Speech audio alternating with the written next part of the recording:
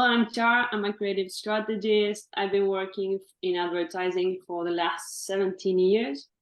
Indeed, I'm from Argentina, but now I'm living for the last 3 years in Amsterdam. It's a city I found super inspiring for myself to create purpose, to match projects that are really creating change.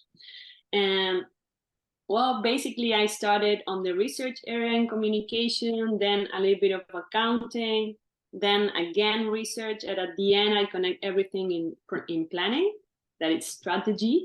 And what I mainly do is like I help projects raise their voice, create impact, and share their story in a good way that add value to people's lives. That's Wonderful. my mission. And I know you have been traveling, right? You have been living abroad and traveling for some years. So you had the opportunity to contribute with a positive impulse to many people, companies, nonprofits, and so on, right?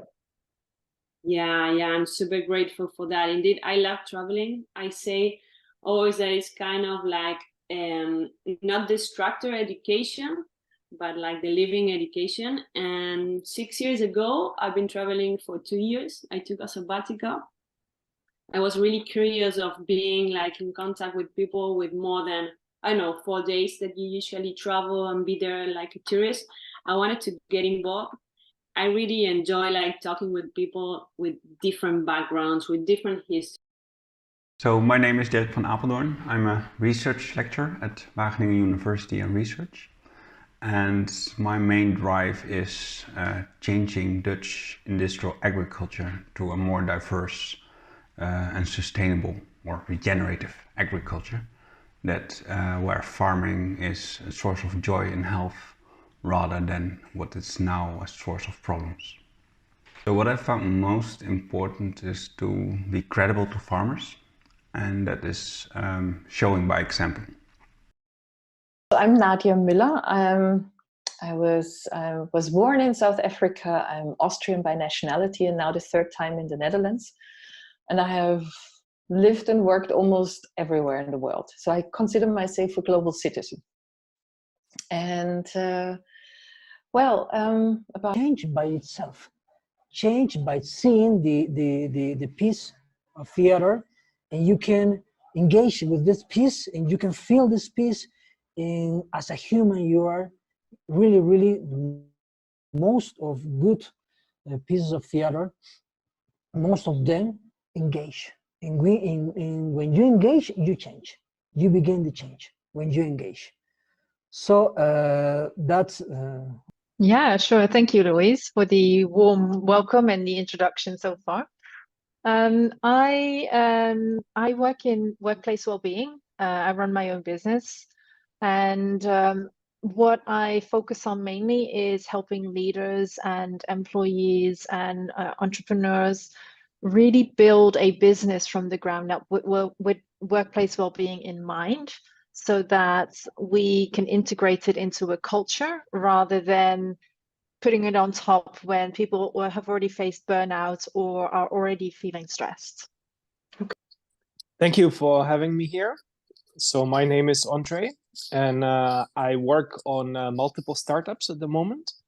So one of them is related to helping companies set up partnerships, especially for innovation and R&D. Sometimes we can do that with the help of public funding, which we help them secure. And also we help companies which do manufacturing to optimize their processes and achieve cost downs. And we solve issues related to material science, surfaces. And we also represent a collective of machine learning companies, and we help to connect them with clients. So this is one of the businesses because it can all be related. We are essentially asking financial institutions and regulated institutions, so institutions that thrive on the lack of change. And the lack of change for them is a good thing, right? Compliance in the world of regulations is really about keeping things controlled and even, and change is a bad word, essentially. And we're about, we're proposing to introduce a change in the way they work, in the way they share information. We're asking them to share information, and this is very difficult to do. It's very difficult to convince somebody to take that step and actually change their behavior in that sense. So for us, it impacts us mostly on the innovation side, to actually be able to create our products and together with our potential clients.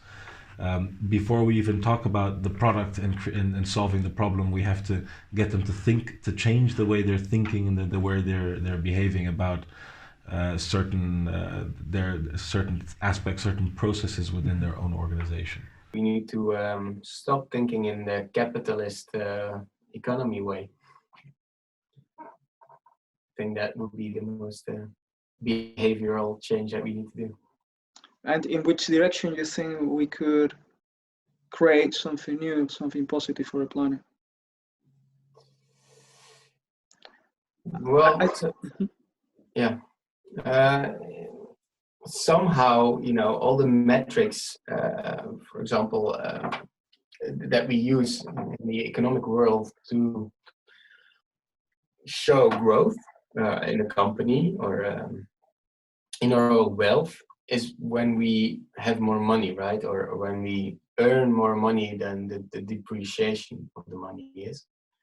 But for me, if there would be an extra metric in how the company or yourself as an individual helped the planet somehow, or you know, mankind, if you will, and show that together with, you know, growth or not even, that would be, you know, that then you know, you have two systems that can balance each other out. That would help, I think. Yeah. So I'll just briefly, not briefly, but I'll tell you about Ecotree first, and then I'll tie it together with what we do with different partners. Ecotree is a company founded in 2016, and the basic idea, and it's the real basic idea, is that you buy up some farmland, and then you plant sustainable forestry, and then you allow individuals and thereby democratize forests. So it's not one person who owns a whole forest, it's maybe 100 people or 1,000 people who owns one tree each in a forest.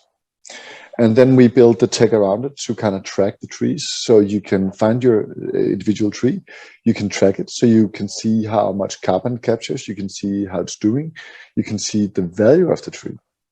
And when I tell you can see the value of the trees, because the trees actually give you a return of investment.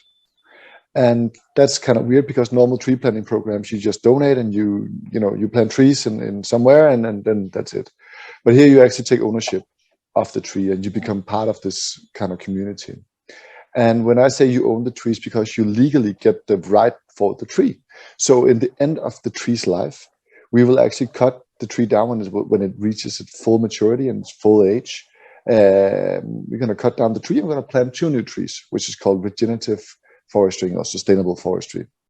And you actually get the proceeds from that, which can be 1, 2, 3, 4, 5 times the money invested in a given tree, depending on what prices in the given year, of course. So we also capture a lot of CO2 with the trees. That CO2 is mainly used by companies who wants to use the voluntary carbon market, which trees are on here in Europe. So they kind of buy the trees for the CO2, and it kind of grows into investment. So for companies, it actually means that instead of being an expense for carbon credits, it's an investment, and that investment turns into an asset, and that asset grows over time every year, conservatively 2%.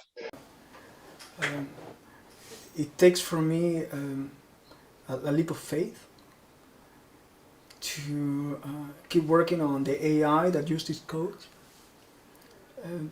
thinking that whatever we're going to create with this knowledge going to help humanity.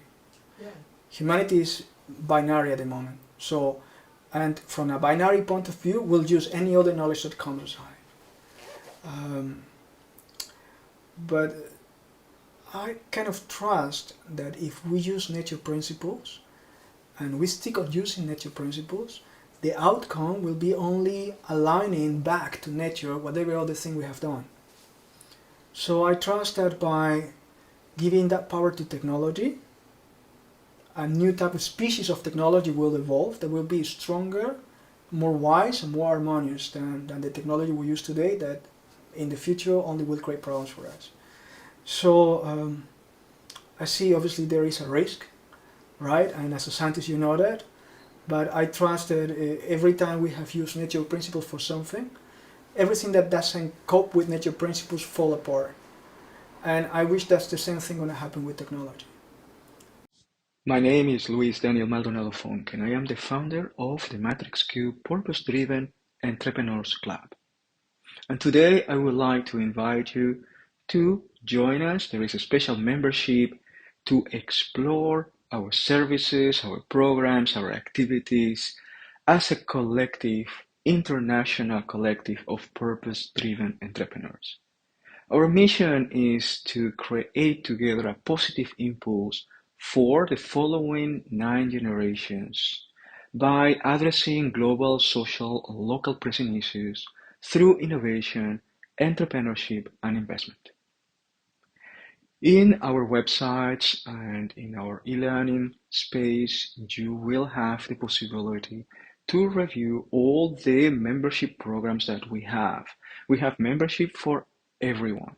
If you want to participate in meetups, if you would like to become a facilitator, trainer, coach, if you like to work together with us in consultancy and coaching or training, if you're an investor looking for investment opportunities, if you are a startup and you need a challenge or evaluation of your company, connection with another investor, if you would like to participate in leisure, travel, and activities programs combined with full immersion trainings outdoors or in ancient sites and archaeological locations, or if you just want to follow up our podcast conversations, get involved in our innovative and futurist mindset, and learn about the innovative services, innovative solutions, technology, methodology that you can use today to enhance your quality of life. Or even if you would like to join us to enhance your work-life balance, your quality of life, your positive mindset. For each of you, there is one membership that really matches your needs. So join us, come and visit our platform, read all the information. You will receive a free coaching session, 40 minutes to communicate with me. I will personally introduce you to the programs, to the memberships, and give you the first training for you to enhance your entrepreneurial skills and achieve your goals. Looking forward to meet you.